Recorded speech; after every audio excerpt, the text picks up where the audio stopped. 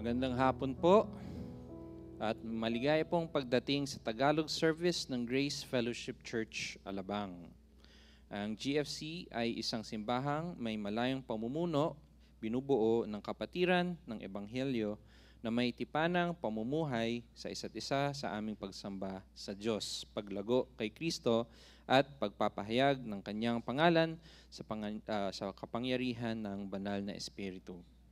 Ang kapatiran ay pinangangalagaan ayon sa wastong paghawak ng Biblia at tradisyon ng pananampalatayang ibinigay ng minsan sa lahat ng mga banal. Mababasa po ang aming statement of faith sa aming website, gfc.com.ph. Kung kayo po ay bisita at may mga katanungan, mangyari lang pong lumapit sa aming reception table, katabi po ng entrance, pagkatapos ng pananambahan, ikalulugod naming sagutin ang inyong katanungan. Ngayon hapon po, si Brother Ian ang magpipreach ng 2 Corinthians chapter 6 hanggang unang verse ng chapter 7. Tama po? Yes. So, ito po ay isang verse na maaring narinig na po natin sa ibang mga preaching at napaka-significant po sa pamumuhay natin bilang Kristiyano. Ano po, ang mga kakantahin po natin will prepare us for this worship, or we will worship through these songs. First song po natin, Kabanal-Banalan, or sa English, Holy, Holy, Holy. Pag kinanta po natin yung kabanalan ng Diyos, hindi lang po siya salita. Ina-admire, ino-honor po natin ang Diyos dahil sa kanyang pagkawalang kasalanan at sa kanyang righteousness, no, na binibigay niya sa atin. And we also, second song, Only the Blood of Jesus, sinasagot naman po yun ang tanong na paano? Paano naman tayo nagiging banal katulad niya?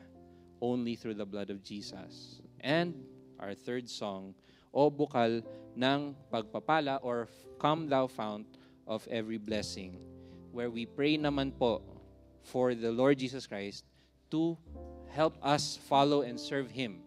Dahil kahit po tayo po ay saved, we still are prone to wander. Nandun pa rin yung temptation. Kaya ang prayer po natin is to follow Christ. Tayo po ay tumayo and let us worship together.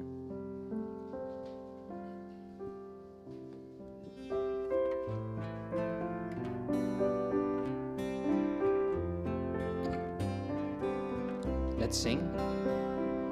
Kabanal-banalan, kataas-taasan, awit sa umagay amin kang hahandugan. Kabanal-banalan, Diyos ng kahabagan, tatlong persona, iisang Diyos lang.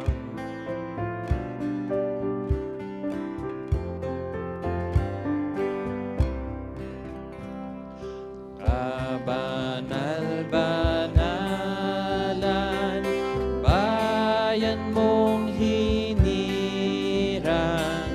kanlang karangal ay alay sa iyong luklukan.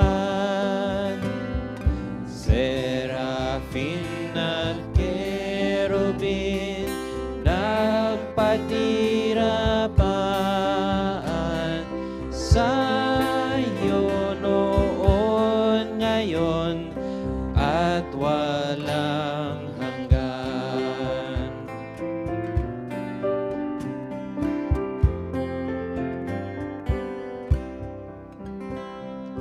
Kabanal-banalan, kahit kadiliman, sa luwalhati mo ay nagsisilbing tabigman. Wala kang katulad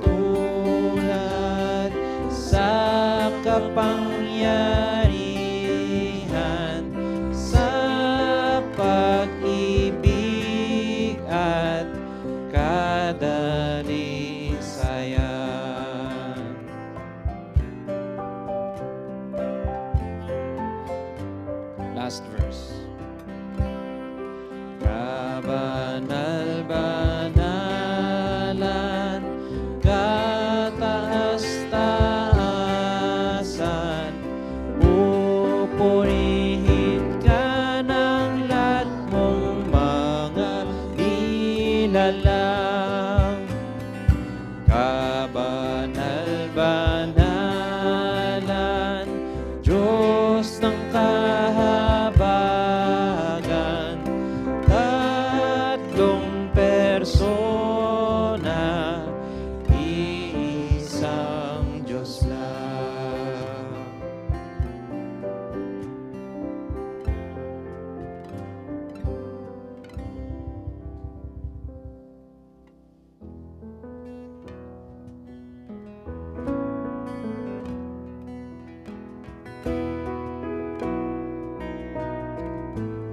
Let's sing. Holiness is your life in me, making me clean through your blood. Holiness is your fire in me, purging my heart like a flood. I know you are perfect in holiness. Your life in me, setting me free, making me whole. Only the blood of Jesus covers all of my sin. Only the life of Jesus renews me from within. Your blood is enough. Your mercy complete. Your work of atonement paid for my debts, making me holy.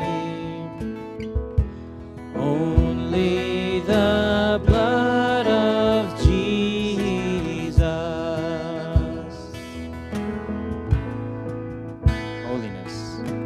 Holiness is your life in me, making me clean through your blood. Holiness is your fire in me, purging my heart like a flood. I know you are perfect in holiness. Your life in me, setting me free, making me whole. Only the blood of Jesus covers all of my sin. Only the life of Jesus renews me from within. Your blood is enough. Your mercy complete. Your work of atonement paid for my debts, making me holy. Only the blood of Jesus. Only the blood. Only the blood of Jesus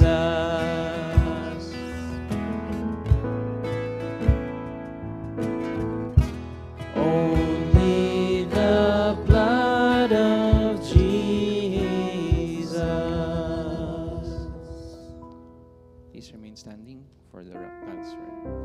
Ay, sorry.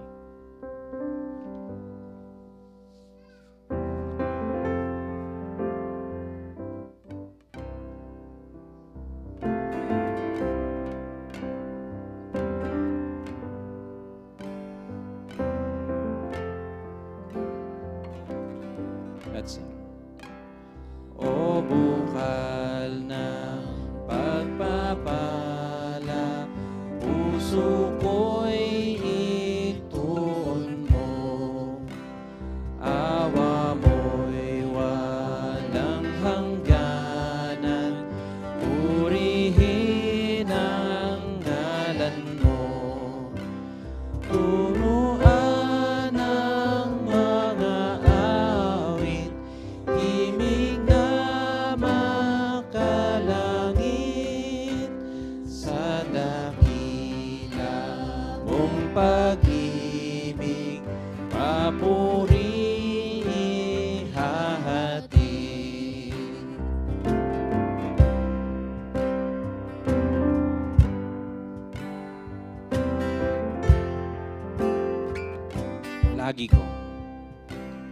Lagi kong alalahanin mga tulong sa akin.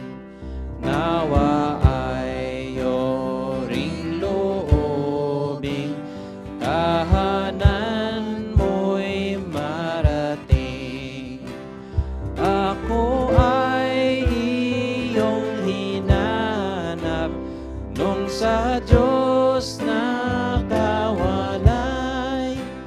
at upang di mapahabang buhay mo iyong inalay.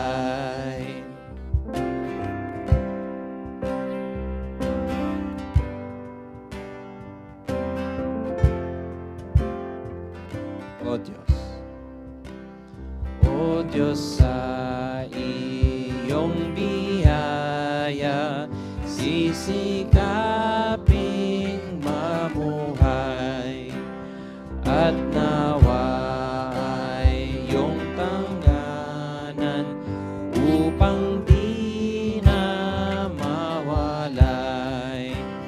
Panginoon, wag hayaang ika'y aking layuan, kunin mo ang aking puso't ingatan mong lubusan.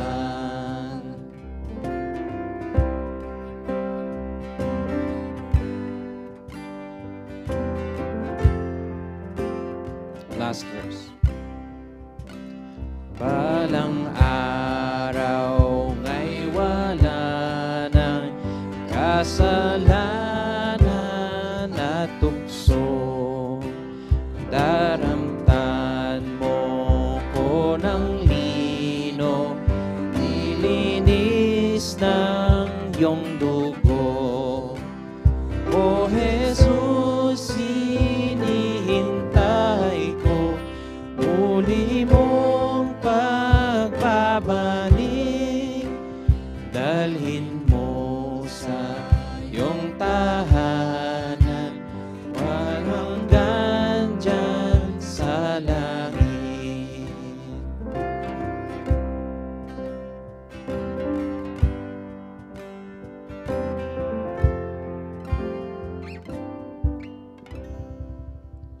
Please remain standing para sa scripture reading.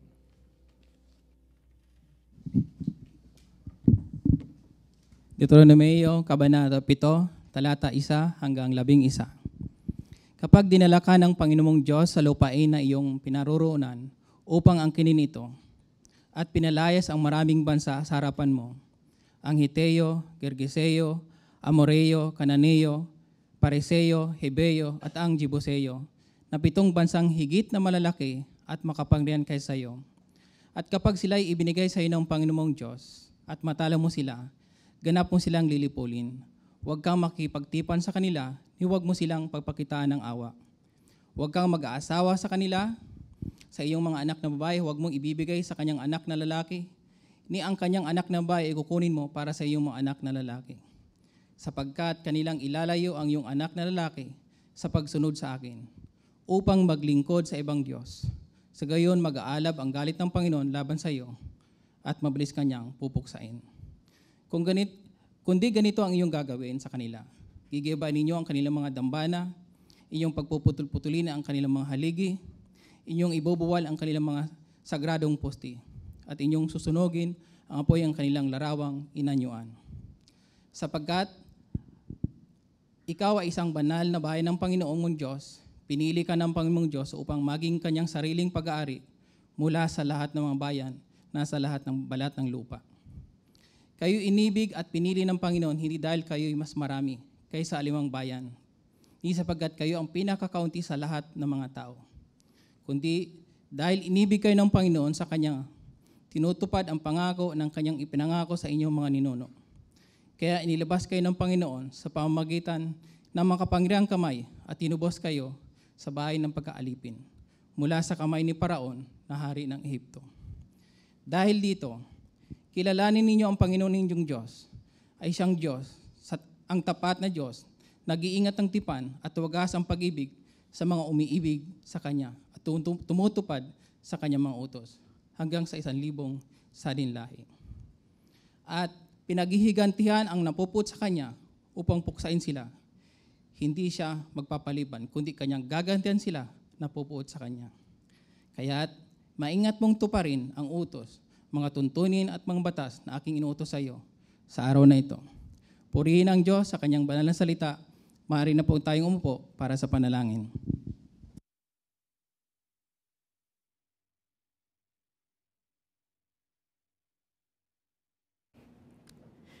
Maraming salamat po, kapatid na Romel at sa worship team. Tayo po'y manalangin. O bukal ng pagpapala, tunay nga po, karapat-dapat kang papurihan, sambahin, dakilain at parangalan. Tunay nga po, kapag binanggit ang salitang banal, ikaw po yun. Wala na pong iba. Wala pong makapapantay lamang sa iyo pong kabanalan. Kaya nga po, karapat-dapat kang itaas at dakilain. At habang nakikita nga po namin ito, gayon din naman, ang aming pong mga sarili ay nakikita po namin sa iyong harapan na kapos o walang katuwiran kung wala ka sa amin. Maging nga po sa mga nakalipas na araw, Panginoon, may mga bagay sa aming buhay na hindi po namin ipinagpasakop talaga sa inyo. May mga ginawa po kami na hindi nga po namin sinangguni po sa iyo. May mga naisip po kami, mga plinano po kami, na hindi man lamang po namin tinanong po kung ito'y kalooban mo. Para sa mga bagay po na yun, ito po kami, Panginoon, nagpapakumbaba at patuloy na humihingi ng kapatawaran. Linisin mo nga po kami sa aming karumihan. At alam naman po namin na matapat ka. Sa amin pong paghahayag ng aming kasalanan ay nariyan ka po na nagpapatawad po sa amin. Tunay nga pong dakila ang iyong biyaya po sa amin. Ikaw nga po ang bukal ng biyaya. Salamat, Panginoon, sa patuloy na pagsama niyo po sa amin. Patuloy na paggabay niyo po sa amin. Sa nakalipas na araw, Panginoon. Salamat sa lahat po ng iyo pong mga biyaya. Mga bagay na kadalasan hindi po namin pinapansin. Subalit lagi ninyo pong laan para po sa amin. Salamat po sa lahat ng iyan. Salamat din po, Panginoon, sa patuloy na iyong pagkilos nga po, maging sa aming dito po sa lokal na iglesia, sa Grace Fellowship Church. Salamat po sa lahat ng mga pinapahintulutan niyo po ng mga gawain Salamat, Panginoon, sa paglagong espiritual. Salamat po sa patuloy na pagkakaisa na iyong pinapahintulutan na namin pong maranasan. Salamat po sa lahat ng mga yan, Panginoon. Salamat din naman maging sa mga pagsubok na amin pong dinaraanan. Na alam po namin sa lahat ng yan ay may layunin ka. Layunin niyo pong patatagin kami sa amin pong mga pananampalataya upang kami po ay mapaging ganap. Salamat po sa lahat ng yan. At Panginoon, sa hapon pong ito, as a church, dinudulog po namin ang mga bagay, Panginoon, maging sa aming kapaligiran, maging sa aming gobyerno, na kayo nga po, Panginoon, ang patuloy na kumilos. Kayo po ang patuloy na umabot, Panginoon, sa mga taong naroon, sa mga nanunungkulan. Hayaan niyo po, Panginoon, na sila nga ay maligtas. Yan po ang aming dalangin para sa kanila. At gayon din naman na pahintulutan niyo po na sila ay makapanungkulan, makapamuno, Panginoon, ng may buong katapatan. Nawa nga po, Panginoon, ay yan po ay ang mangyari.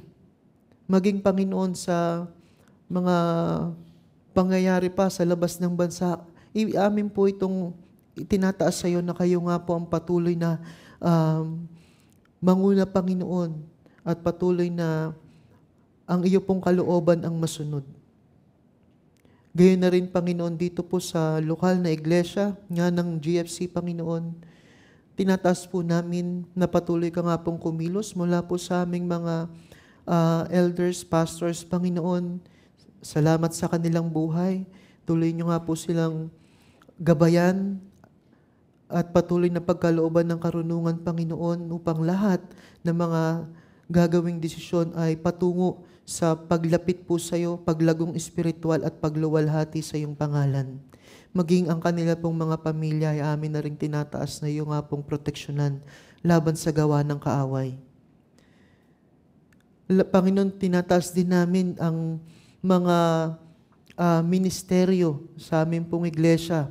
Ang bawat pag-aaral ng salita mo, Bible studies, Lord God, nawa ay patuloy na ikaw nga po ang manguna. Nawa ang mga ito ay maging lugar ng paglago po namin sa pananalig po sa iyo at pagkakakilala po sa iyo, Panginoon. Panginoon, dinadalangin din po namin sa bawat isa po sa amin, di po lingid sa iyo na may mga pinagdaraanan po. Meron, Lord God, silently on the side, may mga problema, Panginoon, pinagdaraanan sa pinansyal, kalusugan, maging sa mga relasyon, Panginoon.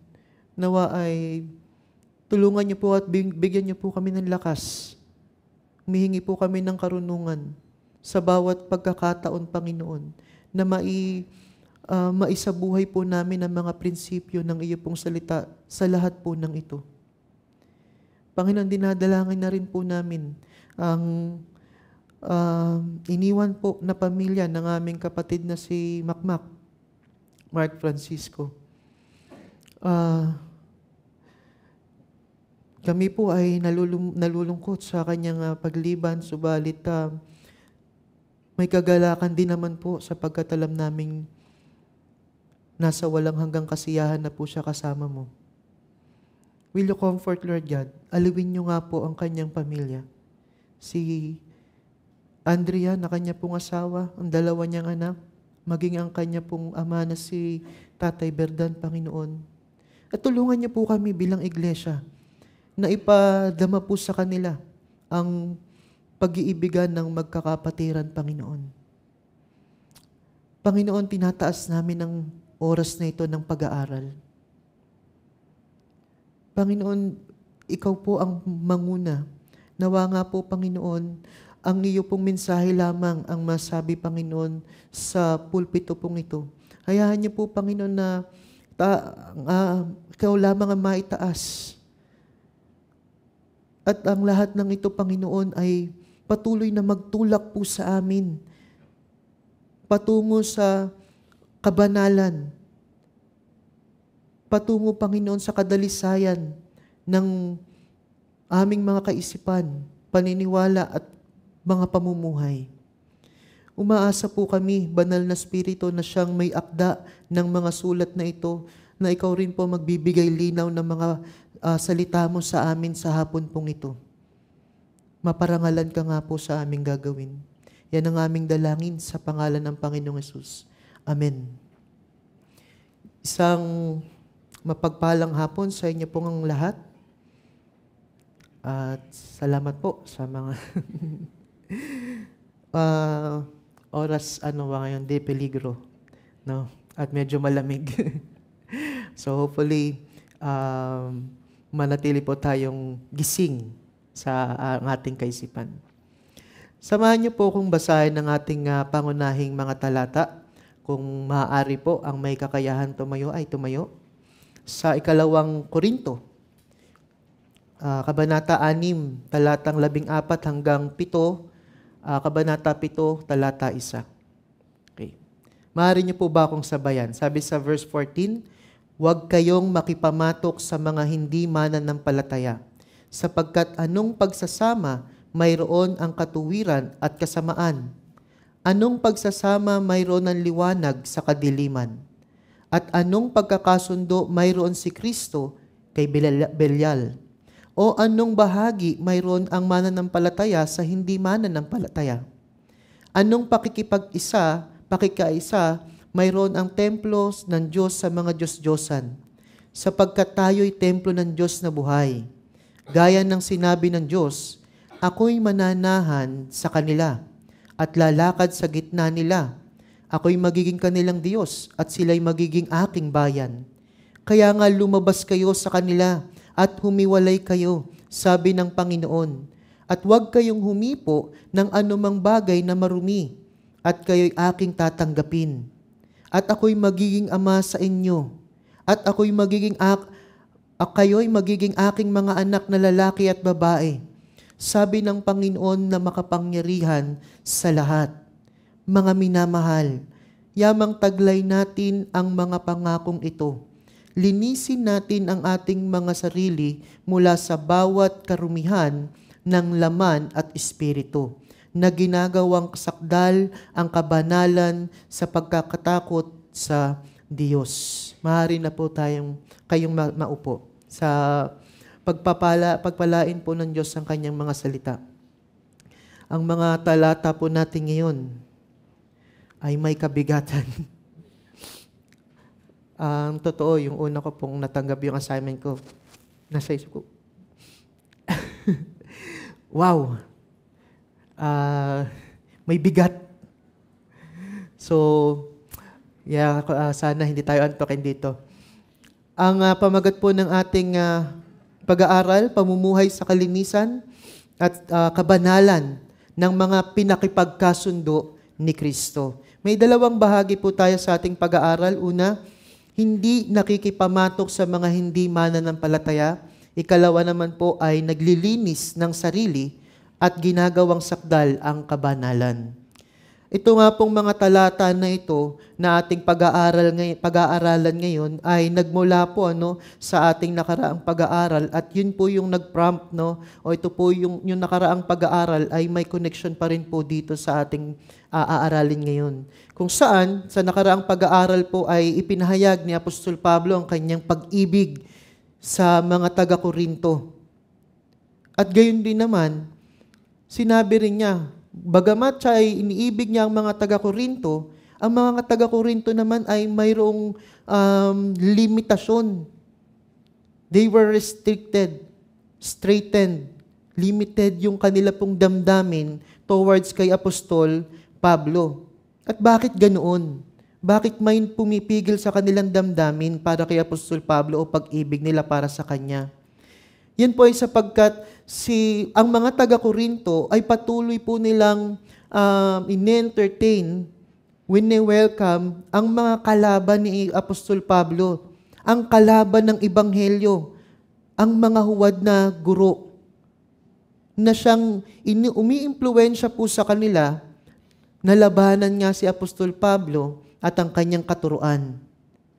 Kaya nga, habang tinawag ni Apostol Pablo, ang kanyang sinabi sa kanila na ang kanyang damdamin ay bukas para sa mga taga-Korinto at tinawag sila na buksan din nila ang kanilang puso para kay Apostol Pablo, sa pagkakataon pong ito ay hihimukin naman niya ang mga taga-Korinto na putulin ang anumang ugnayan nila sa mga kalaban ng Ebanghelyo. Aapila siya sa mga taga-Korinto sa ating pong pag-aaral ngayon. O sa susunod na pag-aaral, sa 7 verse 2, parang yung nakaraang pong pag-aaral, na buksan nga nilang ang kanilang puso para sa Kanya. Pero bago po yung apila na yun ulit, so para po siyang may apila na siya nung una, and then yung passage natin ngayon, later on, 7 verse 2, apila siya ulit na buksan ng kanilang puso. Yun, ang ating pag-aaralan ngayon, sa gitna, ay magsasabi na putulin nila ang nagiging sanhi ng kanilang limitasyon sa kanilang damdamin para kay Apostol Pablo at sa Ebanghelyo. Sa ating unang bahagi, hindi nakikipamatok sa mga hindi mananampalataya. Ang sabi niya sa talatang 14, huwag kayong makipamatok sa mga hindi mananampalataya. Or in ESV, do not be unequally yoked with unbelievers. Ito pong utos na ito ni Apostol Pablo sa mga taga-Korinto ay dinadala po tayo sa Lumang Tipan. Makikita po natin sa Deuteronomio chapter 22 verse 10, ang sabi po dito, huwag kang mag-aararo na may isang baka at isang asno ang magkatuwang. Kung may larawan po tayo dyan. So, itong dalawang hayop po na ito, the ox and the donkey, o yung baka at asno, ay totally different. Magkaiba po sila. Una, ceremonially, ang baka po ay malinis na hayop. Ang asno naman po ay tinuturing na maruming hayop. Unclean. Ikalawa, yung kanilang temperaments po or ugali ay ganun din. Magkaiba din. And then, pag lumabas tayo physically, yung kanilang physical features, magkaiba din po. At sa mga pagkakaiba na ito, magiging mahirap po na sila ay ilagay sa iisang pamatok or yoke at hayaan silang mag-araro. Mahihirapan pong makapag-araro sila at makagawa po sila ng tuwid na tudling or pilapil. Ewan ko po kung familiar kayo dyan sa mga salita na or furrow, no? Yung rose pagka nag-aararo. Kapag yung dalawang yung pong pinagpares, ay mahihirapan pong makagawa ng tuwid na gano'ng pilapil. Ang pamatok po, kung ating makikita, ay yung kahoy na nilalagay po kung saan tinatali po yung dalawang hayop na yan. O dalawang hayop para humila ng araro. Ngayon, ito pong mga halimbawa na ito ay nagpapakita sa mga Israelita. Nagpapakita po ito sa kanila at nagre-reinforce sa kanilang kaisipan na sila po ay mga kakaibang mga nilalang at bayan. Sila po ay mga piniling bayan ng Diyos, a holy priesthood. Yan po ang pinapakita sa mga Israelita nito. Ngayon, ginamit po ni Apostol Pablo ang larawan na ito, itong agricultural na larawan po na ito, at utos upang ipakita po sa mga taga-Korinto ang kaimposiblihan na magkaroon po ng pagsasama or partnership sa pagitan ng mga mananampalataya at mga hindi mananampalataya. Unang-una na po sa anumang spiritual na proyekto o ministeryo or enterprise. Sa pagsamba sa Diyos, hindi pwedeng magsama. Sa paglilingkod sa Diyos, hindi pwedeng magsama. Sa pagpapangaral, sa uphold ng katotohanan, ng kasulatan, sa pagpapahayag ng ebanghelyo ay hindi talaga pwedeng magsama ang mananampalataya at hindi mananampalataya. Wala pong posible na magiging mabungang resulta ang pagsasamahan ng dalawang ito. Dahil magkaiba po sila, gaya nga po ng baka at ng asno. Ang mga mananampalataya at hindi mananampalataya ay mayroong magkaibang paniniwala, may magkakaibang paraan ng pagsamba, may mga magkakaibang pinapahalagahan, magkakaibang prinsipyo, may magkaibang katuruan at paraan ng pamumuhay. Hindi po talaga ma-achieve ng dalawa, ng mananampalataya at ng hindi mananampalataya. Wala po silang ma-achieve na makatotohanang pagsamba at paglilingkod sa Diyos. Wala. Wala po sila, hindi magkatulad ng kanilang pananampalataya. Hindi po pwede silang magsama. Ngayon, hindi naman po ibig sabihin nito na ang mga mananampalataya ay mag-isolate na o hihiwalay nila ang kanilang sarili sa sino man na mga hindi mananampalataya. Hindi na sila makikisalamuha. Hindi naman po yan ang sinasabi ng mga talatang ito. Hindi naman sinasabi na mananampalataya ka, doon ka nalang bumili sa tindahan na ang may-ari ay Kristiyano. O mananampalataya ka, doon ka lang magtrabaho sa among Kristiyano. O mananampalataya ka, doon ka lang magpapagupit sa barbero o sa babae? Hairdresser na Kristiyano. Hindi po yun ang sinasabi. Kasi kukontrahin po nito ang sinabi rin mismo ng Panginoong Hesus nang siya ay nananalangin sa Ama. Juan 17:15, hindi ko hinihiling na alisin mo sila sa sanlibutan, kundi ingatan mo sila mula sa masama. Ganon na rin sinabi ni Apostol Pablo sa 5:9-11 ng unang Korinto, sinulat ko sa inyo sa aking sulat na huwag kayong makisama sa mga mapakiapid. Hindi ang ibig sabihin ay sa mga mapakiapid ng sanlibutang ito. Hindi po yung sa unbelievers o sa mga masakim at mga magnanakaw, sumasamba sa Diyos-Diyosan, sa gayoy kailangan pa kayong lumabas sa sanlibutan. Kung mag-isolate sila, kailangan na nilang pumunta sa outer space or somewhere. Kundi, ngayon, ay sinusulatan ko kayo na huwag kayong makisama sa kanino mang tinatawag na kapatid. Kung siya ay mapakiapid o sakim o sumasamba sa Diyos-Diyosan o nagmumura o maglalasing o magnanakaw, ni huwag man lamang kayong kumaing kasalo ng ganyang uri ng tao.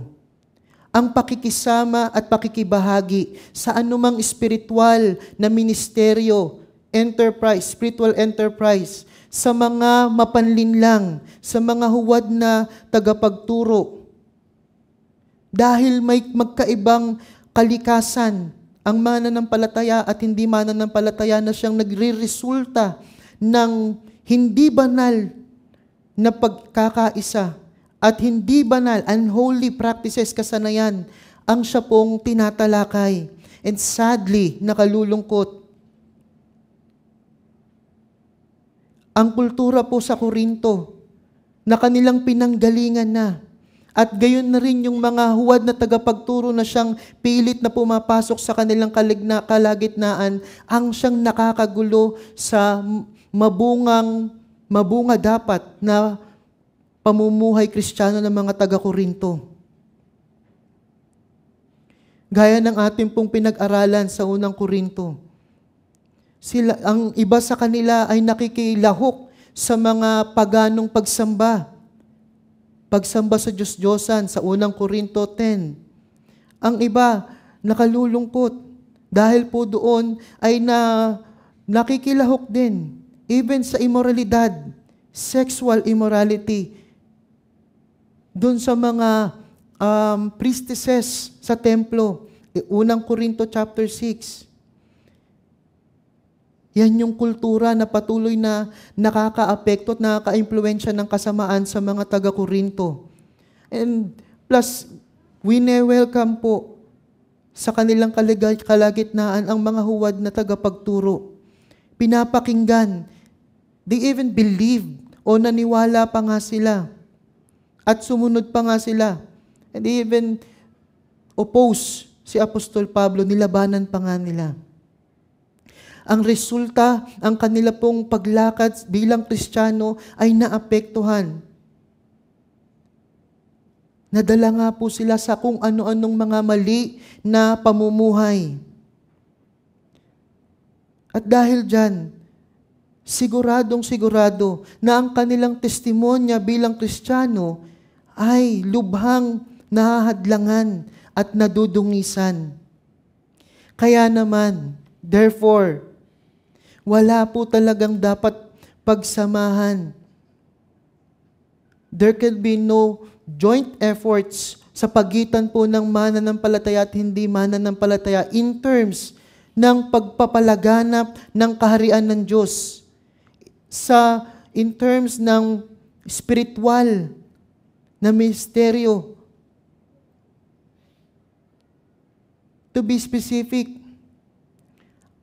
ang mga tapat na mananampalataya ay hindi maaaring collaborate. Makipagtulungan doon sa mga kalaban naman talaga ng doktrina ng Biblia.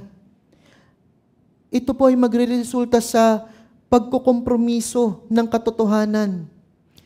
Dahil dyan, ang gagawin ay ibababa ang standards or ang pamantayan to accommodate itong mga hindi mananampalataya. And eventually, kapag bumaba ang pamantayan, bababa din po ang pamumuhay o ang uri ng pamumuhay ng mga Kristiyano. Yan po ang nakalulungkot na resulta. Ito po ay hindi po naiiba sa ating pong panahon ngayon, mga kapatid. Maraming mga iglesyang Kristiyano, Protestants, Evangelicals, Presbyterian, na para po for the sake ng popularidad, para po sa paglago ng bilang ng mga attendees, nakakalungkot para po sa pagdami ng koleksyon, ay nakikipagtulungan nga po sa mga grupo na hindi naman talaga pinangahawakan ang mga doktrina ng Biblia. Sila na mga itinatanggi na ang kaligtasan ay sa pamamagitan ng grasya lamang at pananampalataya kay Kristo lamang. By grace alone, through faith alone, in Christ alone. Sila na mga tinatanggi ang pagiging Diyos ni Kristo. Ang karamihan po ng mga iglesia so eager in welcoming sa pagtanggap at pagyakap pa mismo sa ibang mga grupo, relihiyosong grupo, nang walang pakialaman lamang na suriin kung ang katuruan at paniniwala ba ay tama. Hinahayaan po na magsalita sa kanilang mga kapulungan, magturo sa Bible studies, even mangaral tuwing linggo. Yan po ay nakakalungkot. Ang iba na mga sikat na mga Kristiyanong personalidad, singers, mga banda, even mga namumuno or leaders, nakikipag-collab sa ibang mga relihiyosong mga grupo na iba ang pananalig, pananampalataya. At bilang resulta, watered down gospel, pinalabnaw na ebanghelyo, na magre-resulta din ng mababang pamantayan ng kabanalan kung wala man kabanalan. Ngayon, hanggang saan po natin pwedeng i-apply ang wag makipamatok sa hindi mananampalataya? Do not be unequally yoked with unbelievers. Hanggang saan? Ngayon, habang sinabi po natin kanina na ang pangunahin po nitong layunin ng utos po na ito ay hindi nga po makipamatok sa hindi mananampalataya sa anumang spiritual na ministeryo or enterprise, sa pagsamba, sa paglilingkod sa Diyos, sa pagtuturo, sa pagpapakalat ng ebanghelyo. Yun po ang primary o pangunahin na ibig sabihin at pinatutungkulan po. Ngayon, bilang Kristiyano, meron bang napakaraming bagay na pwede nating gawin din kasama ang mga hindi mananampalataya? Konting-konti lang. Siguro, sports. Sa paggawa nga po, or labor, different hobbies. Doon po, napakaunti. Ngayon, hindi po natin pwedeng iwasan sapagkat ito pong talata din po na ito ay palagi pong nagagamit din naman kapag ang pinag-uusapan ay ang usapin ng pag-aasawa or marriage. Although, sinabi na po natin kanina, hindi po yon ang pangunahin, subalit hindi po yon excluded in application ng passage po na ito. Hindi po yun ang pangunahin. Subalit maaari din po nating i-apply ang passage na ito, ang verse na ito, patungkol din nga po sa pag-aasawa. Ang pag-aasawa po ay isa sa pinaka-malapit or closest partnerships na maaari nating pasukin sa mundo pong ito. At hindi lamang po ito patungkol sa praktikal na mga kadahilanan ng pag-aasawa, but also, people get married dahil din po sa spiritual. Ito po spiritual na pagsasama din. Gaya ng sinabi ni Apostol Pablo sa Efeso 5, na ang relasyon ng mag-asawang lalaki at babae ay dapat pong sumalamin sa relasyon ni Kristo sa kanyang iglesia. Mga kababaihan ay dapat magpasakop sa kanilang asawang lalaki, gaya ng iglesia ay nagpapasakop kay Kristo, sapagkat si Kristo ang ulo ng iglesia. Gayon din naman ang mga asawang lalaki, na dapat nilang ibigin ng kanilang asawang babae sacrificially, nagsasakripisyo, at nagbabanal. Gaya kung paanong si Kristo ay nagsakripisyo para sa iglesia at binanal niya ang iglesia. Ngayon, talagang wala pong sense kapag ang isang mananampalataya ay pumasok sa isang pag-aasawa sa hindi mananampalataya. Dahil magkaiba rin po talaga sila. May magkaiba silang kalikasan or different nature. Ang nature ng mga Kristiyano, sila ay tinubos na ni Kristo. Pinapaging banal na. Ang hindi mananampalataya ay naroon pa sa kasalanan. Muli, magkaiba ang kanilang paniniwala, magkaiba ang kanilang pananampalataya, ang pamantayan, mga pinapahalagahan, ang kanilang mga hangarin, ang kanilang pamumuhay, ugali at ang kanilang kasanayan. Ang isa ay buhay na kay Kristo at binigyan ng kapangyarihan na maglingkod kay Kristo, subalit ang isa naman ay nananatiling patay pa sa kasalanan. At ang pinagsisilbihan ay ang mga sariling hangarin. Ngayon, ito po ay hindi lamang konsepto sa bagong tipan, gayon na rin po sa lumang tipan, gaya na lang po ng binasa natin kanina sa ating pong scripture reading.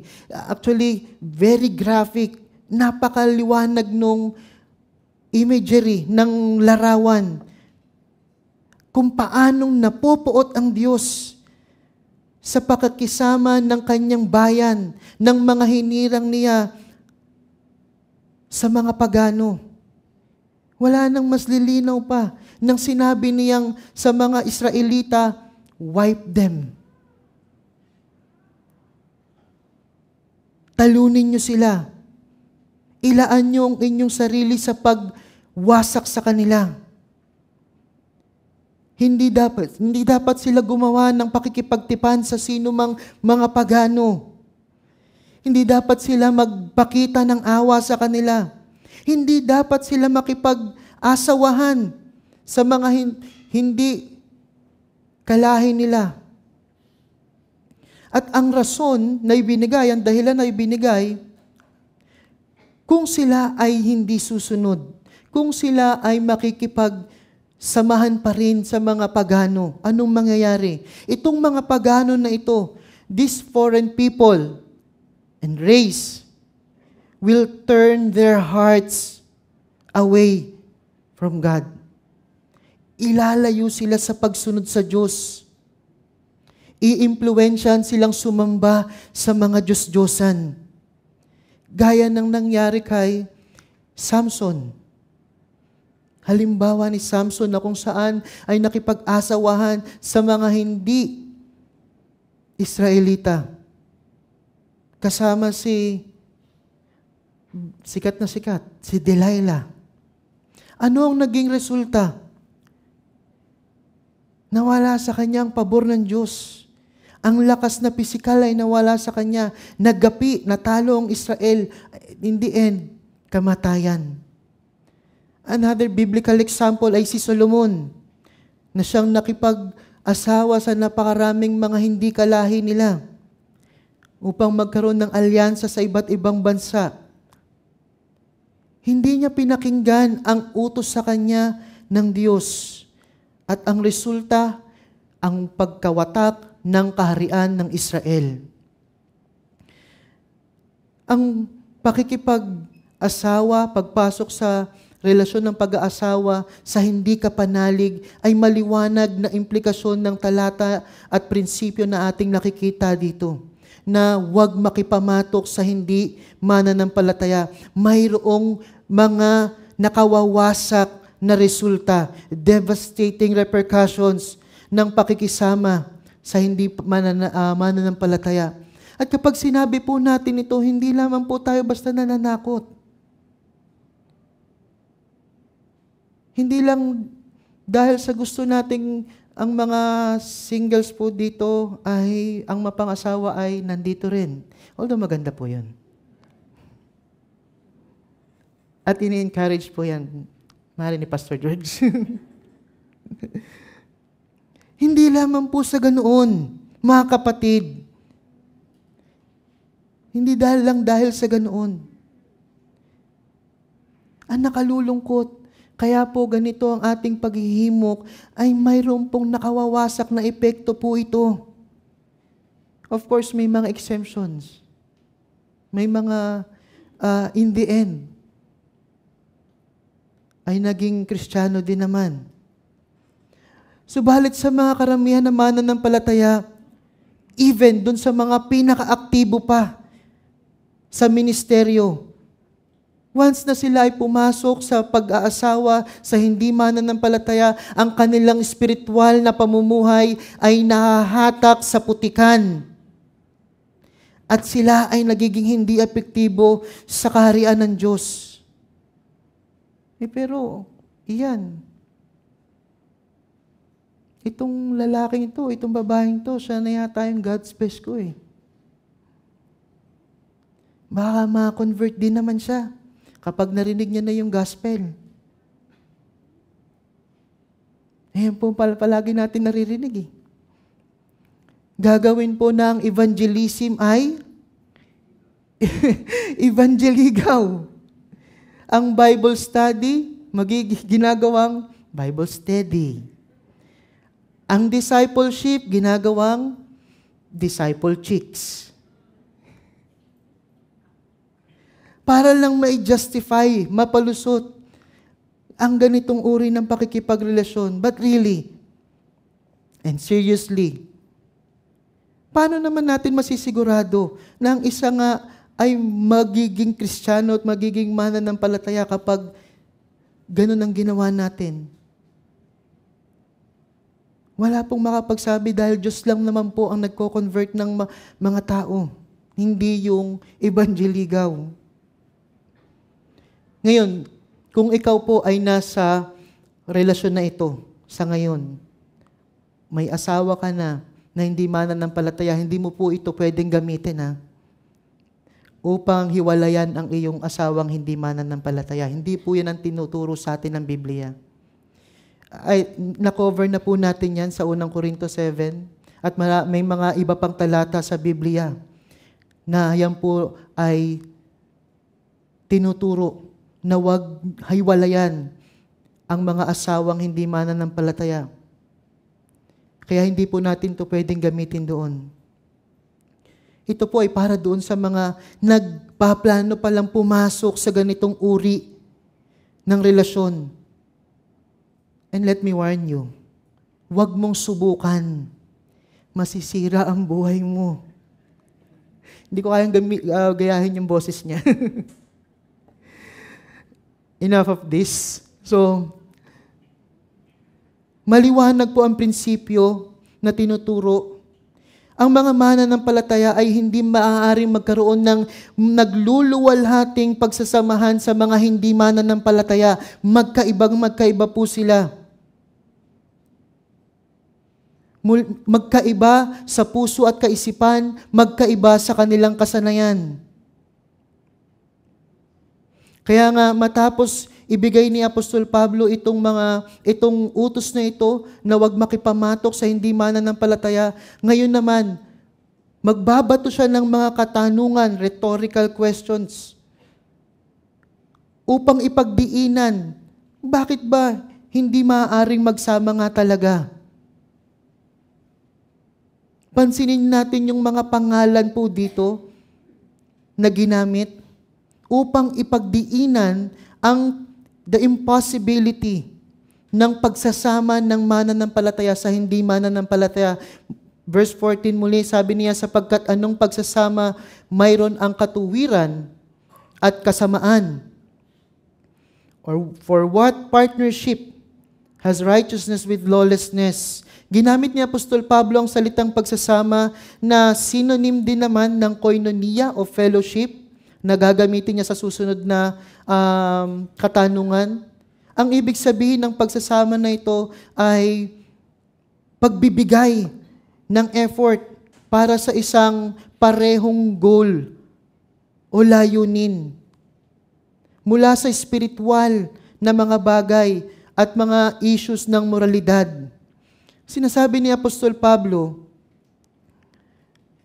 ano nga ba at paano nga ba magkakaroon ng agreement or pagkakasundo at magkakaroon ng samahan ang righteousness, katuwiran, believers, ang tinutukoy po dito, na sila pong mga pinapaging matuwid ng Diyos, na sila naman ngayon ay governed o sumusunod na sa kautusan ng Diyos. Anong maaaring magkaroon ng pagsasamahan nila sa mga unrighteousness o sa lawlessness, sa kasamaan? Sila na mga hindi pa mananampalataya.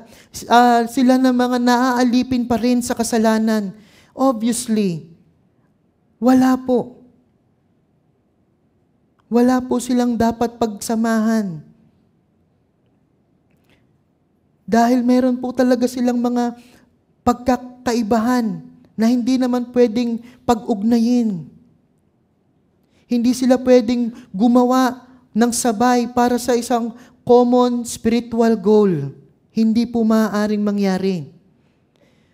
Sa huling bahagi ng verse 14, o anong pagsasama mayroon ang liwanag? In English, or what fellowship has light with darkness? Ikalawang katanungan. So ginamit niya dito yung fellowship or pagsasama rin. Kung titignan natin po sa Tagalog, walang pinagkaiba. So partnership yung una, dito po ay fellowship. Ang salita po na ito ay nangangahulugan ng malalim na pakikisama, pakikibahagi, pakikiisa. Madalas nga pong gamitin ito para tukuyin ang samahang Kristiyano. Sinasabi niya, walang pagkikisama, malalim na pagsasamahan at pakikibahagi, pakikiisa ang maaaring pagsamahan ng mananampalataya at hindi mananampalataya, ng liwanag at ng kadiliman. In a biblical sense, ang kabuluhan nga po ng liwanag ay kaalaman, karunungan, katuwiran sa pamumuhay. Habang ang kadiliman naman ay palagi pong ang kakabit po nito ay kamangmangan, imoralidad, at iba pang mga karimari-marim, kasuklam-suklam na mga bagay. Wala pong puwang, wala pong lugar para sa liwanag at kadiliman na magkaroon po sila ng malalim na samahan or fellowship. Sila na mga nasa kaliwanagan ay hindi po maaaring, o sila po, ang destinasyon nila ay sa eternal, sa walang hanggang buhay, habang sila namang mga nasa kadiliman ay patungo sa apoy ng impyerno. How can that be? Paano magkakaroon ng malalim na samahan yan? Halimbawa na lamang po, kapag binuksan natin ang ilaw natin sa ating madilim na silid, anong nangyayari sa dilim? Karaka-raka or immediately, mawawala po ang kadiliman. Gaano man kadilim ang silid na yon, once na binuksan mo ang liwanag, ang kadiliman ay mawawala. Hindi po pwedeng magsama ang parehong liwanag at dilim sa iisang silid o sa iisang lugar. Sa parehong oras at panahon. Hindi po maaari. Hindi pa nangyayari at hindi talaga mangyayari kailanman. The same is true. Pareho din po ang mga mananampalataya na siyang may liwanag ay hindi maaaring makibahagi, magkaroon ng malalim na ugnayan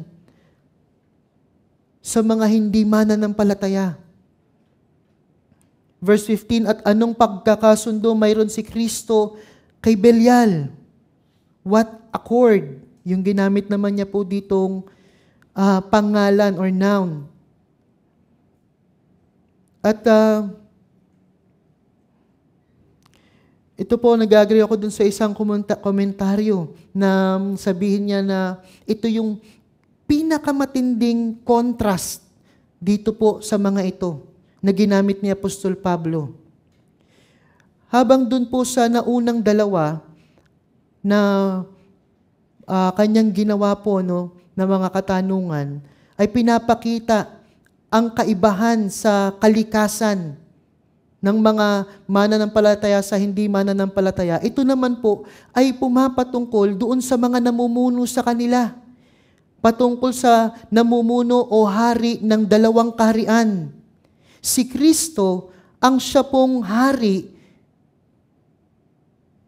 ng kaharian ng katuwiran. Siya po ang hari ng liwanag, habang si Belial naman ay ang hari ng kasamaan, unrighteousness at ng kadiliman. Belial ang ibig sabihin, worthless, walang halaga. Dito lang po ginamit ito, Belial. At ito po ay tumutukoy na kay Satanas. Ang pinakakarapat dapat at punong-puno ng halaga na si Kristo na hari ng lahat. Wala pong ugnayan kay Satanas na worthless. walang halaga. Wala po silang pwedeng pagsamahan. Yung salitang pagkakasundo or accord, harmony, dito po natin nakuha yung English word na symphony. Nangangahulugan na magkasundo, magkaroon ng kaayusan, gaya ng mga instrumento sa isang musical na pagganap, na siyang tumutugtog in unison, may harmony. Ang sarap pakinggan, lumilikha ng magandang musika. Hindi maaari po itong mangyari kay Kristo at kay Satanas. Ganun na rin sa kanilang mga tagasunod, sa mananampalataya at hindi mananampalataya. Ang mga anak ng Diyos ay wala po talagang mapagsasamahan, makikreate na harmony sa mga anak ng kadiliman o kasamaan. Kaya nga po, doon sa mga nagpipilit na pumasok, babalikan ko yung kasal na pag-aasawa na naman. Pag pinilit natin po ito, ganitong uri ng relasyon, at ang mga mananampalataya ay anak ng Diyos. Ano naman po ang mga hindi mananampalataya? Anak ni Satanas. Hindi po ba? Masakit pakinggan, pero yun po ang katotohanan. Ang tanong, gusto niyo po bang maging biyanan si Satanas? Sorry, nakukawalan din po yan sa ibang pastor. Going back sa verse 15, sabi po niya, o anong bahagi mayroon ang mananampalataya sa hindi mananampalataya? Or what portion does a believer share with an unbeliever? Ang ikaapat na salitang ginamit, bahagi or portion, shared with, na nangangahulugan po na may pinagsasaluhan. May pinagsasaluhan. Ang mga mananampalataya, ang kanila pong bahagi or portion, ang kanila pong matatanggap at kaparte ay si Kristo at ang walang hanggang buhay. Habang ang mga hindi naman mananampalataya, ang para sa kanila ay apoy ng impyerno. Kaya nga wala po talaga silang pagsasamahan. They can't share any part or portion one to another. Verse 16, anong pakikipag-isa mayroon ng templo ng Diyos sa mga Diyos-Diyosan, sapagkat tayo'y templo ng Diyos. Ginamit po niya ang salitang pakikipag-isa or agreement na nangangahulugan na bumoto o magbigay ng consent, pagpayag at pagpahintulot. Hindi po ba ginagamit natin dito yan sa Pilipinas? Ay, boto ako dyan. Kaya ano? Boto ako dyan sa tao na yan. Magaling yan, mahusay yan. Hindi po maaaring mangyari yan sa mananampalataya at hindi mananampalataya. Hindi po maaaring mangyari sa templo ng Diyos at sa mga Diyos-Diyosan.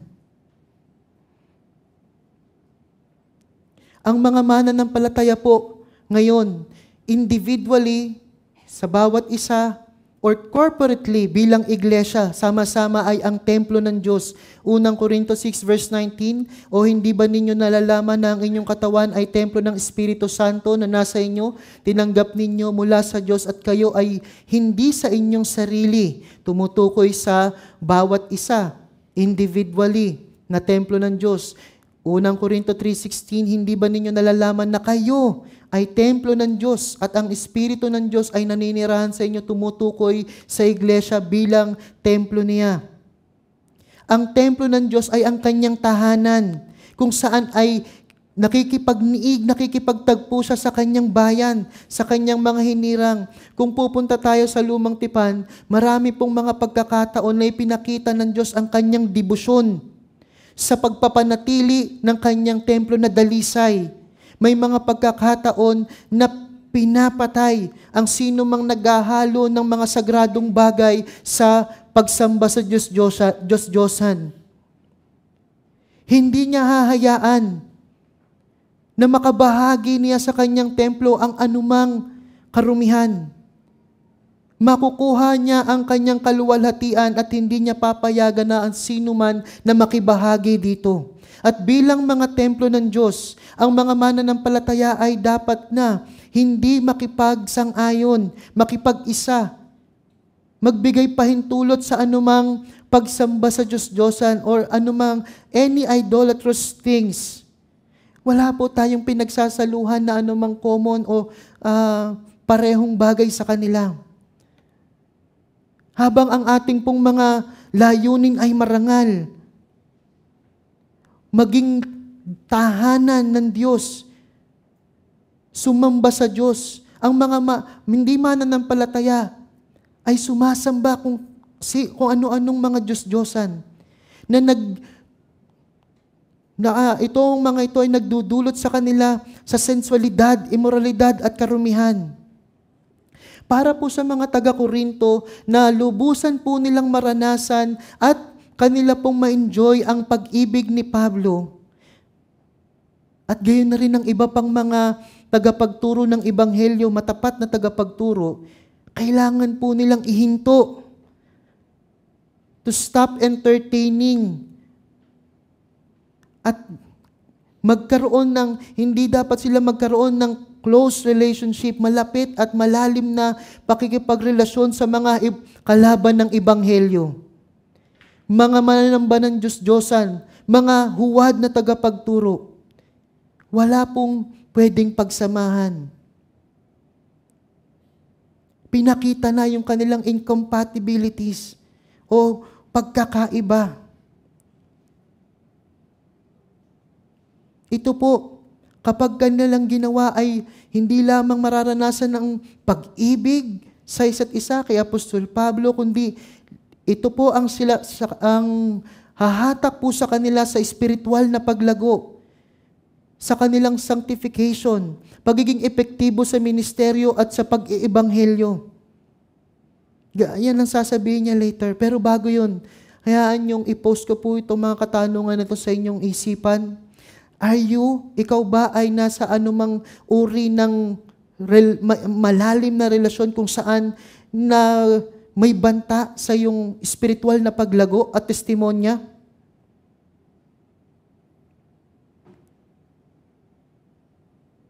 Meron bang mga areas o bahagi ng iyong buhay na nakikipamato ka sa mga hindi mananampalataya na kung saan ay nakukompromiso na ang iyong pananampalataya?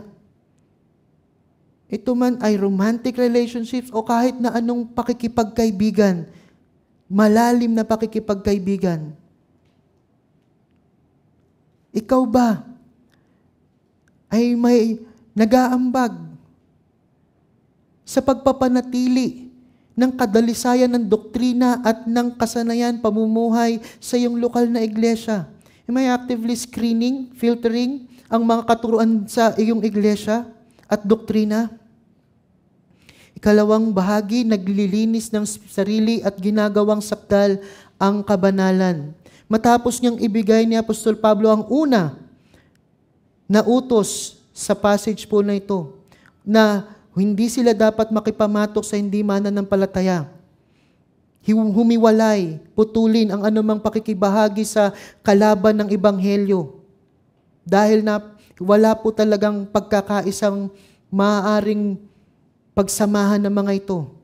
Ngayon naman, ipapakita ni Apostol Pablo ang mga dakilang pangako na kung saan ay kanya rin namang pinagsama-sama mula sa lumang tipan upang makita natin ang dahilan naman para doon sa kanyang ikalawang utos na makikita natin sa 7 verse 1. Sabi niya sa ikalawang bahagi ng 16, verse 16, gaya ng sinabi ng Diyos, ako'y mananahan sa kanila at lalakad sa gitna nila. Ako'y magiging kanilang Diyos at sila'y magiging aking bayan. Quoted from Exodus 29:45, Leviticus 26. Pinapakita dito ni Apostol Pablo sa kanila ang pagiging bukod tangi, their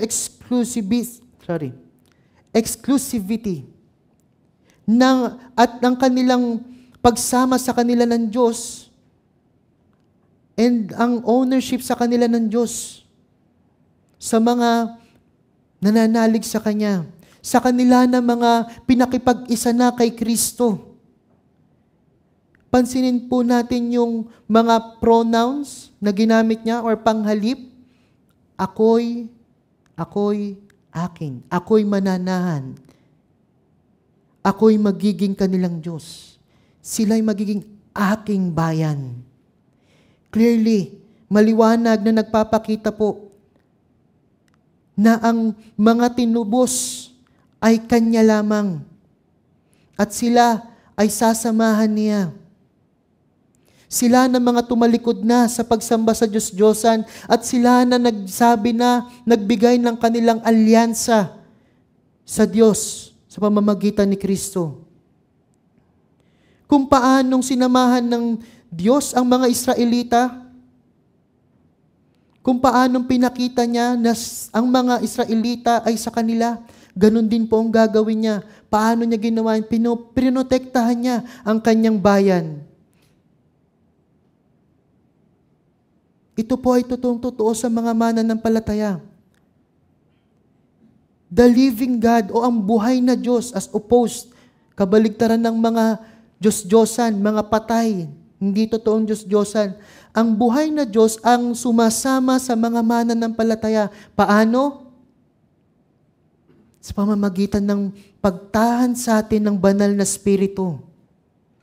Sa pagselyo sa atin bilang mga Kanya. Pag-aari niya. Ang banal na Espiritu ang selyo, tatak na tayo ay sa Diyos nga. Ang presensya ng Diyos ay ipinangako sa kanila na nakipaghiwalay na sa mga pagsamba sa Diyos-Diyosan at sa kasalanan. Verse 17, kaya nga lumabas kayo sa kanila at humiwalay kayo, sabi ng Panginoon, at huwag kayong humipo ng anumang bagay na marumi, at kayo'y aking tatanggapin. Ito ay mula sa Isaiah 52:11. At gaya ng Israel, ang mga mananampalataya na pinakipagkasundo sa Diyos ay dapat humiwalay, ihiwalay ang kanilang sarili sa anumang huwad na relihiyon. Putulin ang anumang makasalanang pamumuhay. At ang pangako, sa huling linya, kayo'y aking tatanggapin. What a picture ng malalim, intimate na relasyon ng mananampalataya sa Diyos na kanyang mararanasan. He will enjoy God's blessings sa mga spiritual na ministeryo, spiritual endeavors. Masagana niyang mararanasan ang pagsama ng Diyos at pagtanggap ng Diyos. Kamanghamanghang pangako ng Diyos na pagtanggap para po sa mga humiwalay na sa pagsamba sa Diyos-Diyosan at anumang karumihan at nakipag-isa kay Kristo. At nagpatuloy siya, verse 18, at ako'y magiging ama sa inyo at kayo'y magiging mga anak na lalaki at babae. Sabi ng Panginoon, makapangyarihan sa lahat. Ito'y parehong pangako na ibinigay ng Diyos kay Solomon sa 2 Samuel 7 verse 14 na inilalapat ni Apostol Pablo para sa mga mananampalataya habang pinutol nila ang kanilang pakikipag-ugnayan sa anumang huwad na tagapagturo at sa kanilang impluwensya. Mararanasan naman nila ngayon kung paanong maging anak ng Panginoong makapangyarihan. Ang paggamit ng salitang o pangalang Lord Almighty, Panginoong makapangyarihan, muli ay nagpapakita ng kaibahan doon sa mga sumasamba sa Diyos-Diyosan na walang kapangyarihan. Malaking kaibahan.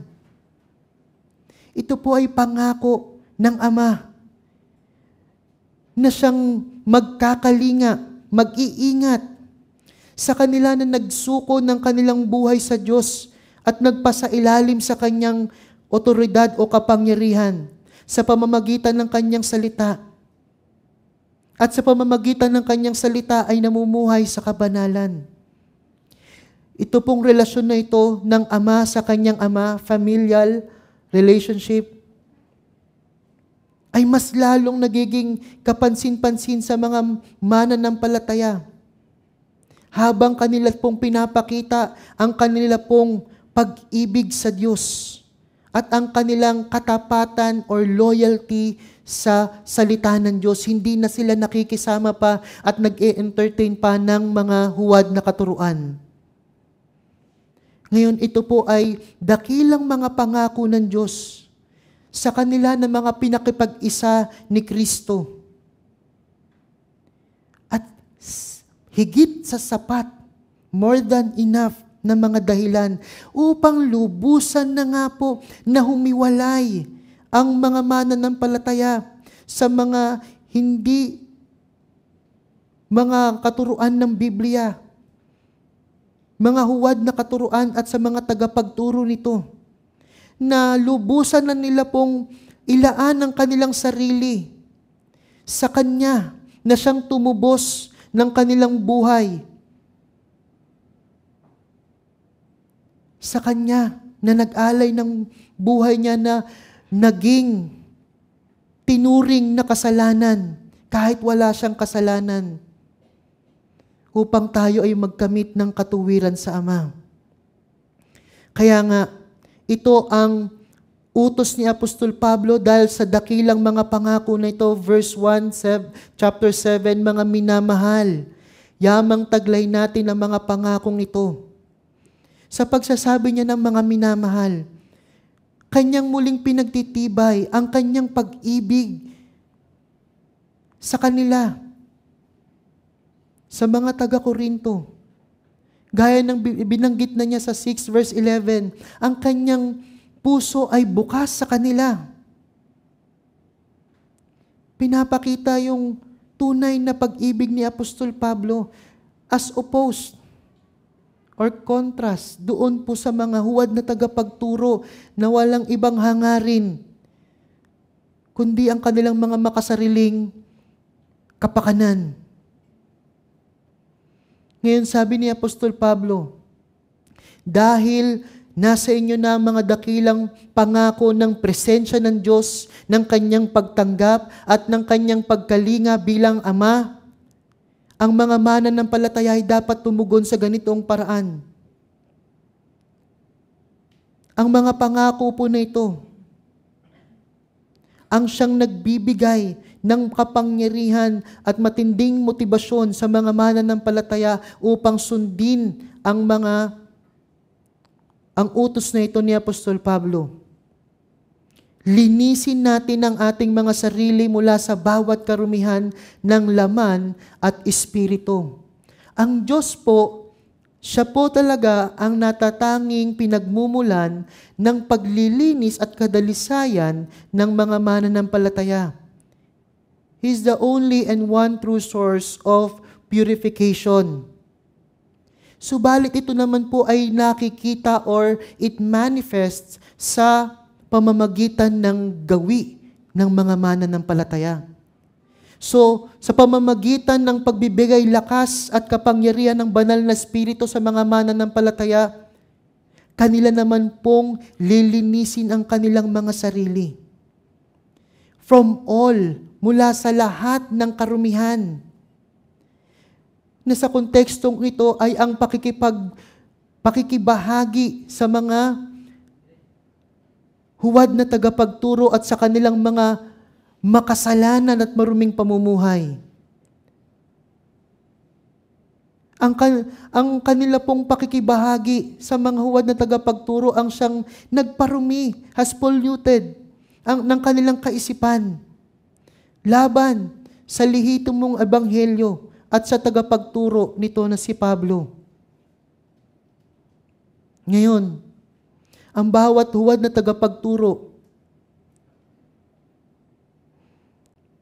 has effect not only in mind but also in behavior. Yung mga hindi lamang po sa kaisipan ang epekto rin po nito ay maging sa pamumuhay nila. Kaya nga sabi niya, linisin niyo ang inyong sarili sa lahat ng karumihan, laman at espiritu. Ang kanilang kaisipan ay narumihan sa pangkalooban ng mga maling katuruan. At ang kanilang gano'n na rin ang kanilang mga gawi sa panlabas. Kagaya ng sinabi natin kanina, may mga ilan sa kanila na nakibahagi sa pagsamba ng mga Diyos-Diyosan at ng sensualidad, sexual immorality, dahil sa mga masamang impluensya. Kaya nga tinatawag sila ni Apostol Pablo, huwag na, hiwalayan nyo na sila. Huwag na kayong makibahagi. At ito, linisin nyo ang inyong sarili. They must break any partnership, close, intimate partnership with them. At yan din po ang panawagan sa atin kayong mga kapatid, na talagang ibigay at ating pong ilaan ang ating mga sarili sa matapat na katuruan ng salita ng Diyos. Dapat po nating siguraduhin na hindi po tayo nakikibahagi at hindi tayo naaapektuhan ng anumang mga maling kaisipan negatively, na siya pong naglalayo sa atin sa katotohanan at ebanghelyo. Dapat pong maging napakaingat natin na huwag maimpluwensyahan ng mga ganitong bagay. Sa mga bagay na ine-entertain po natin sa buhay natin, na maaaring mag-divert o mag-liis ng ating kaisipan. At hatakin tayo pabalik sa karumihan. Sa maghuhuli, sinabi niya na ginagawang sakdal ang kabanalan sa pagkatao sa Diyos. The word ginagawang sakdal or perfecting ay may nangangahulugan na to bring to an end, to finish, tapusin, kumplituhin. Hinihimok ni Apostol Pablo ang mga mananampalataya po dito na ang kabanalan ay kanilang tapusin, to bring it to completion. Ibig sabihin, pursue holiness. Yan po ang dapat na life goal ng bawat mananampalataya. Gaya ng sinabi ni Apostol Pedro, unang Pedro 1:16, be ye holy, for I am holy. Magpakabanal kayo sapagkat ang Diyos ay banal. Muli, ito ang life goal, ang layunin ng mga Kristiyano. Ang tapusin, to bring holiness to completion. At magagawa po nila ito sa pamamagitan ng patuloy na paghiwalay, pagtanggi sa anumang mga mali na katuruan at mga masamang makasalanang impluensya sa kanilang buhay, na hindi po sila magpahatak sa anumang makasalanang pamumuhay. Idinagdag niya ni Apostol Pablo, gagawin nila ito in the fear of God. Ito po ay paggalang sa Diyos. Gagawin nila ito dahil sa paggalang nila sa Diyos. Bakit nila igagalang ang Diyos? Sapagkat sa mga dakilang pangako na binanggit na ng Diyos sa kanila, hindi lamang sila iniligtas, bagkus ang mga mananampalataya ay pinangakuan ng pagtanggap ng kanyang presensya, pag-iingat ng Ama. Sa maghuhuli ang mga mananampalataya sa Korinto, nahihirapan po sila to open their hearts kay Apostol Pablo. At lubusan niyang maranasan ang mga dakila at maluwalhating pagpapala ng Ebanghelyo. Bakit? Dahil sa mga nakakapasok na huwad na tagapagturo at maling katuruan. Kaya naman dapat nga nila itong tanggihan na, iwasan na, hiwalayan na. Wala naman talagang pagsasamahan ng dalawa. Mga pinakipagkasundo ni Kristo. gayon din po tayo. Atin pong pakinggan at pahalagahan ang utos ni Apostol Pablo. Utos ng Diyos sa pamamagitan ni Apostol Pablo na huwag makipamatok sa hindi mananampalataya. Huwag na nating hayaan na magkaroon po tayo ng malalim at malalim na relasyon at maka-impluwensyahan po tayo ng sino mang tao o anumang grupo na maglalayo sa atin sa tamang katuruan at sa banal na pamumuhay. Na siyang ang epekto, ang ating ministeryo nagiging hindi po tayo epektibo, maging sa ating testimony. Linisin natin ang ating mga sarili mula sa lahat ng karumihan, doktrina o kasanayan. Pursue holiness sa lahat ng aspeto ng buhay Kristiyano sapagkat siya'y nangako sa atin. Sasamahan niya tayo at tanggapin niya tayo, iingatan niya tayo bilang ating Ama. Ngayon, kung meron pa man po sa atin ngayon sa kalagitnaan na to, nananatili pa rin at namumuhay pa rin sa lawlessness o kasamaan, sa kadiliman, nananatili pa rin sa kapangyarihan, sa ilalim ng kapangyarihan ni Satanas o ni Belial. Hindi pa rin naniniwala sa katotohanan ni Kristo, ng Ebanghelyo.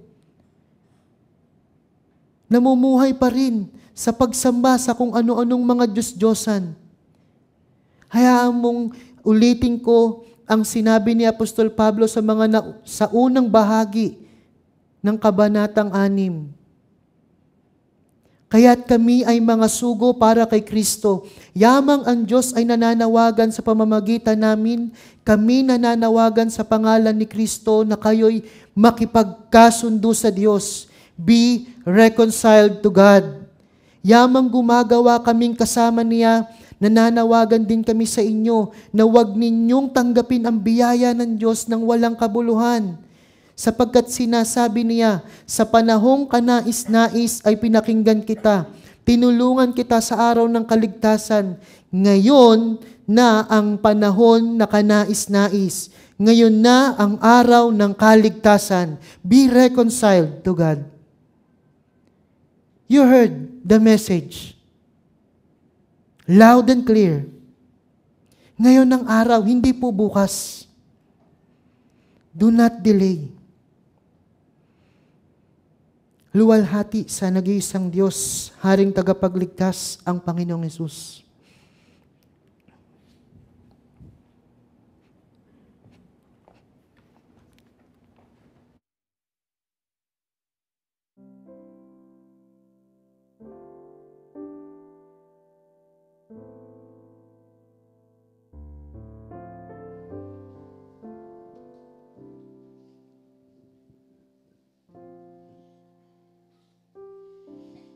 Paano naman po tayo?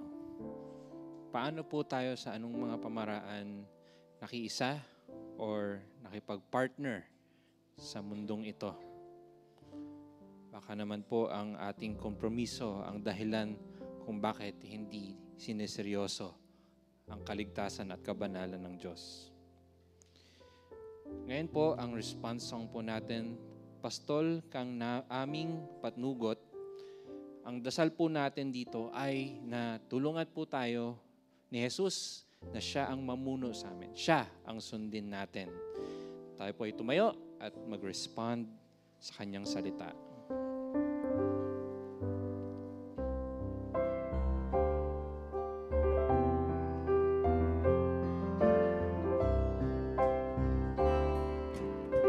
Let's sing. Pastol kang aming patnugon, pag-iingat mo'y lubos. Ikaw nga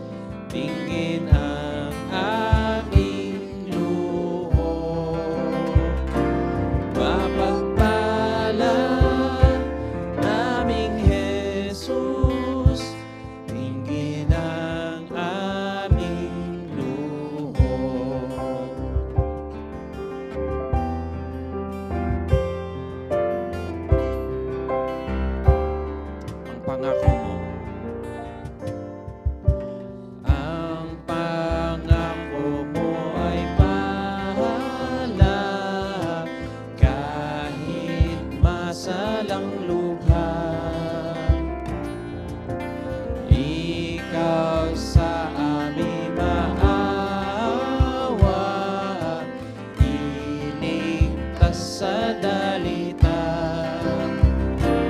Mapagpala naming Jesus, ingapin ang may lunos.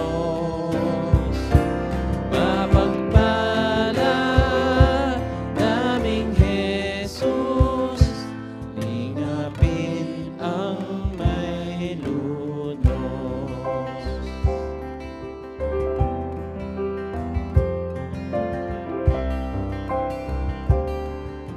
Last verse.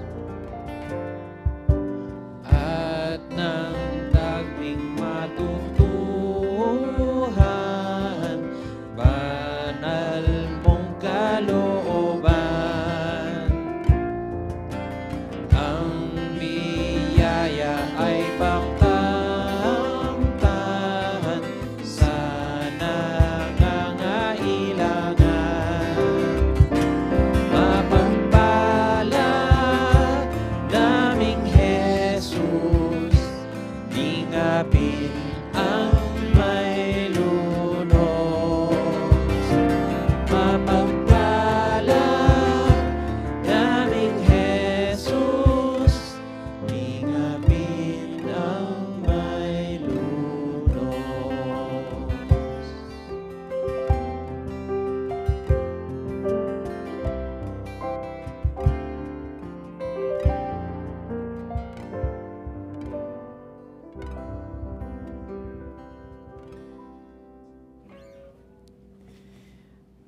Mga pagkakataon upang to pursue holiness sa susunod na mga araw sa ating pong church life. Tagalog Online Bible Study, ito po ay ngayong Huwebes, Hulyo 31, sa ganap na 8 ng gabi. Yan po ay sa ating Facebook page, live po yan. So inanyayahan namin kayong makibahagi sa 2nd session ng pagkabalisa at pagkadismaya. So ito po ay part or bahagi ng seryeng mga kasalanang tila katanggap-tanggap hango po sa aklat na Respectable Sins ni Jerry Bridges. Pastor George will be teaching po dyan sa ating Tagalog Bible Study. Ikalawa, Women of Grace. Ito naman po ay ngayong Sabado. So Agosto, ikalawa na Agosto sa ganap na 9 or 9 a.m. Dito po yan sa GFC Center. Ipagpapatuloy po yung 2nd session ng Bold Faith, Brave Action. 2nd session, Bold Faith, yun ang topic. Sa seryeng Behind the Crown, Esther's Story. So, paki-invite po ang mga kababaihan niyo pong kapamilya, kamag-anak, kaibigan, kapuso, kahit sino pa po, nakakakilala po yung kababaihan. Welcome po. Thirdly, Youth Bible Study. Ito naman po ulit ay sa Sabado, August 2, 3 p.m. Dito pa rin po sa GFC Center. Sila naman po ay nasa series na Made for Friendship. So, wag po nating kalimutan ating pong mga anak at mga kakilala rin po na mga kabataan. Please invite them na dumalo po sa Youth Bible Study po natin. Tayo po ay manalangin. Tunay nga po, Panginoon, na Ikaw ang aming pinagmumulan ng aming pong lakas espiritual. Siya pong tumubos sa amin mula sa kasalanan. Salamat nga po, Panginoon. At ngayon, bilang iyong mga tinubos, tulungan niyo nga po kami na magpatuloy na hiwalayan ang anumang masasamang impluensya po sa aming pong pananampalataya at pamumuhay. Tulungan niyo po kami this week sa aming pong paghayo, sa aming pong pagpasok sa eskwelahan, sa paggawa namin, Panginoon, sa aming workplace, saan man, sa tahanan po namin, Panginoon. Tulungan niyo po kami to pursue your holiness and may it manifest, Lord God, sa aming pong mga buhay, Panginoon, sa aming pong kaisipan. Umaasa nga po kami, Panginoon, sa iyo pong patuloy na pagsama sa amin, sa pagbibigay lakas sa amin, sa iyong presensya at sa iyong pag-iingat nga po sa amin, Panginoon. At yan po ay aming dinadalangin mula po ngayon hanggang sa ikaw po ay dumating na muli.